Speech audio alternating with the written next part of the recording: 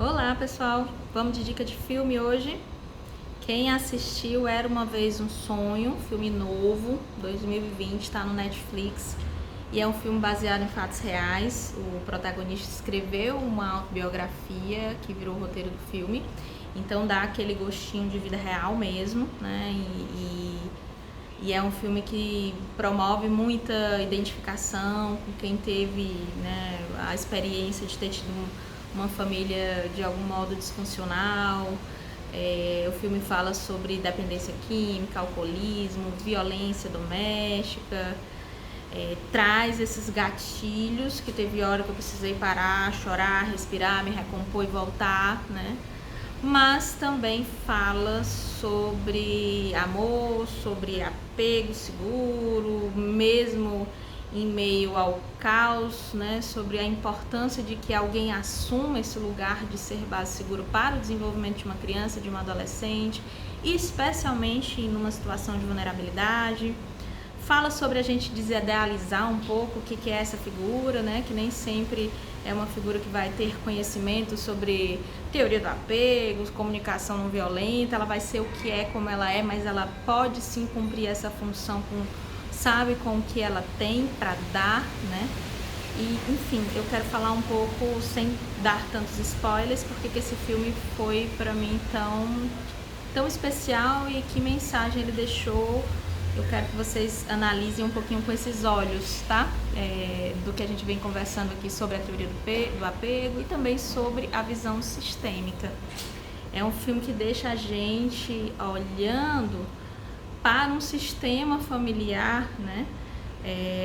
Apesar do filme ser sobre o menino, né? E a relação com a sua mãe ali, que é dependente química, a gente vai ter momentos do filme que vai perceber a ambivalência da relação com a mãe, né? A mãe tentando ser aquela figura de referência, ao mesmo tempo não conseguindo, porque traz aspectos da própria criança interna muito machucada.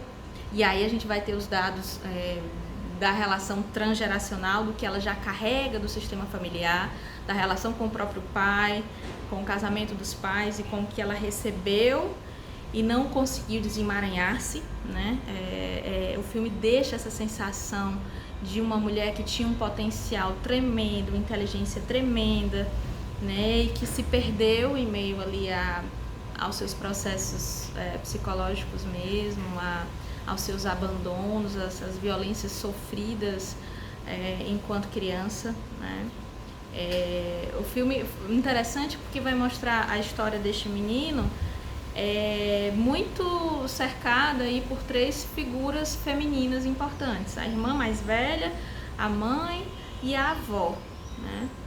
E como é que ele, em meio àquele caos, também conseguiu encontrar ali o seu porto seguro, o lugar em que ele podia buscar, contar, pedir assistência, pedir socorro, literalmente, quando ele precisasse. E eu quero que vocês percebam quem era a figura de apego dele, né? Quem era esse lugar em que ele corria quando precisava de ajuda e como era essa figura, de que forma ela respondia a esse menino, né? Porque às vezes a gente fica com a idealização. Claro que eu vou sempre falar aqui sobre o que seria ideal, de a gente ter uma comunicação do amor, do afeto, mas nem sempre isso é possível. As coisas acontecem e essa base segura pode existir com os recursos que ela tem, né? E ainda assim cumprir a importância desse papel.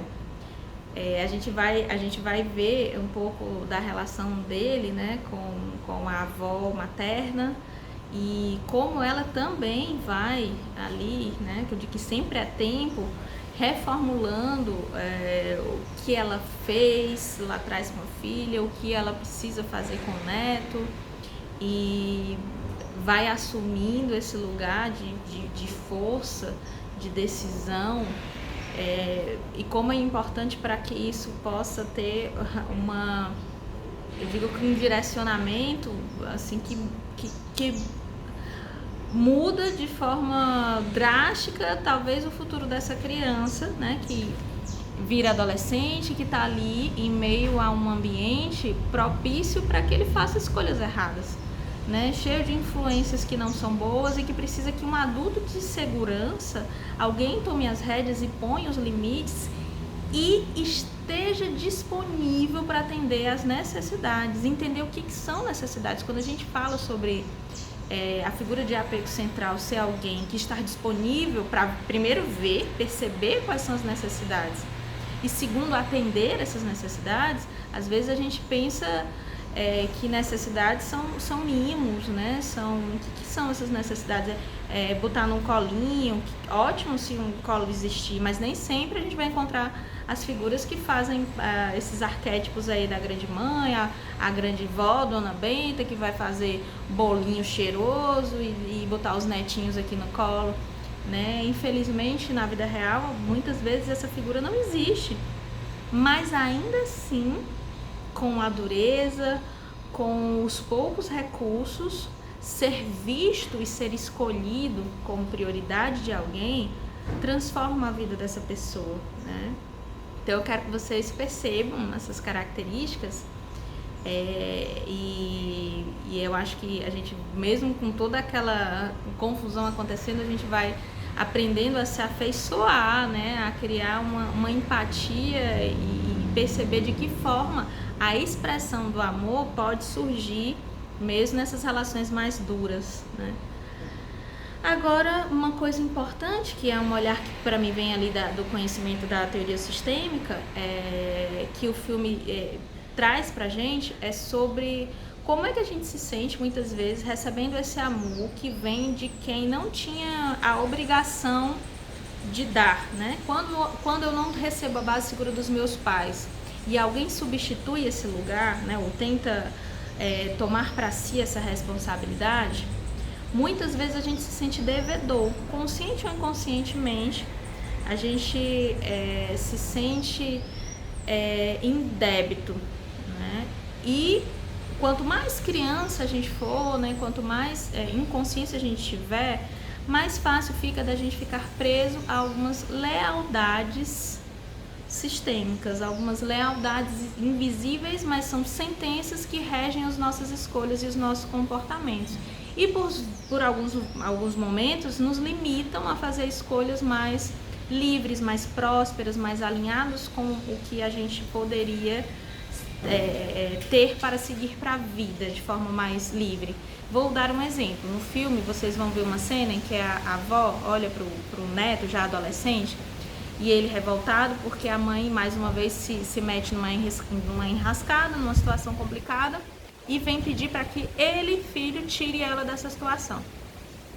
E aí a avó chega, né, e diz: meu filho, você vai tirar a sua mãe dessa situação. Você precisa aprender que a família sempre vem em primeiro lugar. E eu acho que aquela sentença fica, né? E lá na frente, eu não vou dar o spoiler de como é que ele percebe e o que é que ele faz com essa lealdade que tá ali e que, na verdade, se não for revista, pode fazer com que eu fique preso às mesmas repetições do sistema, né? Por amor eu não saio dali, mas também não modifico aquilo que está ali. Então, às vezes é preciso que a gente, com muita honra, carinho, olhando para o que eu recebi lá atrás, possa dizer: eu amo vocês, eu agradeço por tudo que foi feito, mas por favor me liberem para que eu possa ir adiante, para que eu possa fazer novas escolhas e ter para os próximos, né, para as próximas gerações, um resultado diferente. Eu acho que o filme deixa um gostinho, uma lição aí muito boa sobre essa possibilidade de mudança, possibilidade de fazer diferente e de não ficar nessa sensação de que a gente repete, que tá sem jeito. Então fica a dica, eu espero que vocês gostem. E vocês vão ver o relacionamento afetivo dele na vida adulta com uma outra pessoa, que é base segura, o que é poder ter alguém para compartilhar uma vida e para dizer: vem que você não tá sozinho, vem que a gente vai junto. E você acreditar na sua potência de reconstruir. Então, para mim é um filme belíssimo, vale a pena ser visto, apesar dos gatilhos, das dores, das dificuldades. E vamos compartilhar aqui como é que você se sentiu, que olhar você teve, o que é que você quer contribuir com a nossa análise, tá bom? Um beijo e volta aqui pra dizer o que achou.